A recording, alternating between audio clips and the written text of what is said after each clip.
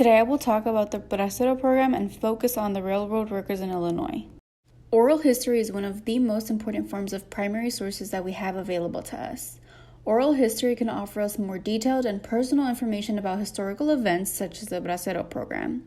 Textbooks help us learn about the logistical aspects of the Bracero Program, but none help us understand what it was actually like to be a bracero.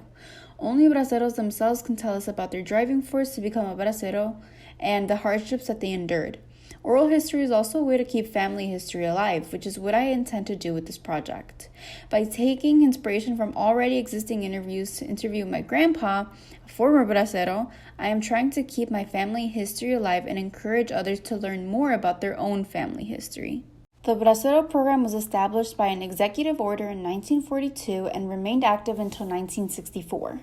It was created through an agreement between the United States and Mexico during World War II that allowed millions of Mexicans to legally work in the United States. Since approximately 16 million people, mostly men, in the U.S. served in the military during this time, the United States turned to Mexico to temporarily fill in the spots of the workers that had gone abroad. During the 24 years that the Bracero Program was operating, approximately 4 million workers were brought from Mexico to work in the United States. These workers were protected by a set of protocols that would guarantee them free housing, pay, and food. The two main areas of work were agriculture and the railroads, which is what I will be focusing on. Mexicans were contracted for an average of 6 months, and braceros were sent to states such as California, Arizona, Illinois, and Michigan. Before entering the United States, the braceros would be medically, physically, and psychologically examined, often requiring them to strip fully naked.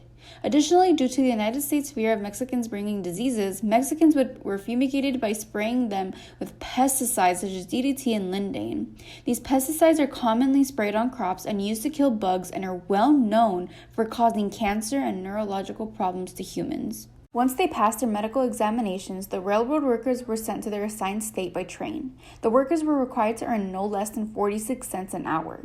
They were also entitled to lodging and kitchen and sanitary facilities comparable to other workers in the employment area. The contract also ensured medical care for the treatment of diseases and accidents.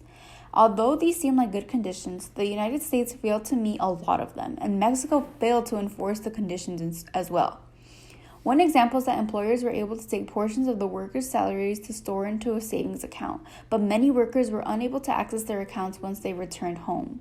Another example is their housing situation. Approximately 48% of braceros roomed in boxcars owned by the company, while others stayed in small bunkhouses. As expected, the steel of the cars allowed for extreme temperatures, both hot and cold, creating unlivable and inhumane housing conditions for braceros. Illinois was a hotspot for railroad workers, especially due to the railroads in Chicago. In reading interviews from previous railroad workers, Jesus Ponce de Leon, Antonio Gontiz, and interviewing my own grandpa, Guadalupe Guerrero, I have gotten a sense of what it was like to be a railroad worker in Illinois. They reported to have heard about the Bracero Program from other people in their ranchos, and all of them eager to participate.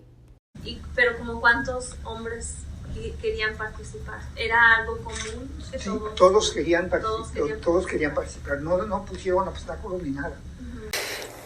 Pues fue como en el 40 y tantas, sí, cuando después de cosa muy popular allá en México. ¿En Morelia? Sí, en Morelia.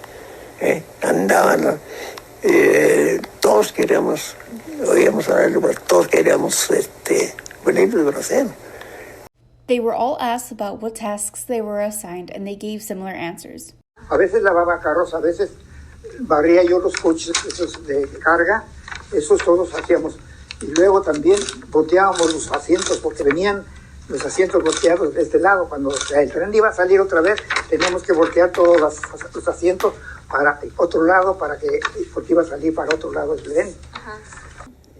Íbamos al barrer la nieve de los hijos para que, como eran lentónicos, para quitarle la fuerza al tren, para lo poquito. My grandpa reported that he changed the metal on the tracks, straightened out the tracks, and washed them by hand. He also shoveled snow on the tracks. When asked about salary, Jesus Ponce de Leon reports having earned 33 cents an hour, 99 cents for overtime, and 72 cents once he had more experience. My grandpa, Guadalupe Guerrero, reports having earned 50 cents an hour.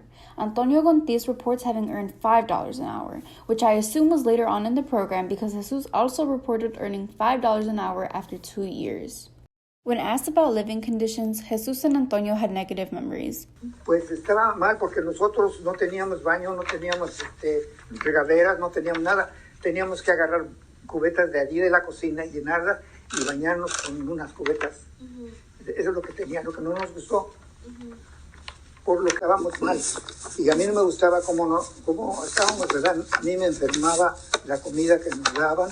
Casi todos nos enfermábamos de la comida que nos daban, porque casi nos daban pura carne con mucha grasa. Y muchos nos veíamos enfermos allí, en ese campo. Bien abrigados. Pero el sudor, por el trabajo, se nos mojaba la camiseta, sí. Salíamos a trabajar, ay, Diosito santo, húmedo, y del frío, se sufría mucho. Some interviewees were asked to describe what the term bracero meant to them. They all answered positively. Bueno, el significado es el trabajo. El trabajo. Bracero es una cosa muy linda porque es parte de una parte del trabajo, parte de la vida. Eso es lo que... el bracero, claro, es una parte porque Dios se refiere a los brazos, trabajando con los brazos. Creo yo que ese es el significado del bracero, trabajando con los brazos. Creo yo que ese es el significado de la palabra. Y pues vale mucho porque, como le digo, de ahí depende mucho de la palabra, de la acción y de lo que significa el bracero. They were also asked to describe their overall experiences as braceros. Vuelvo a decir, es una experiencia muy bonita. La mayoría queríamos venir de braceros. Tantito por salir de donde estábamos, por tener y sobre todo el dinero, trabajar. Sabíamos que íbamos a ganar muy buen dinero acá y ese era lo que nos traía. Overall, braceros working in the railroads experienced many hardships and had to overcome several obstacles along the way. Many of them renewed their contracts to work more than the initial 6 months for the benefits it provided their families. Being a bracero is a core memory for many, and it is something that they value and deeply associate with their identity. Conducting interviews and taking time to speak to whoever may have participated in the Bracero program allows us to not only honor them, but also the contributions they made to the country we reside in.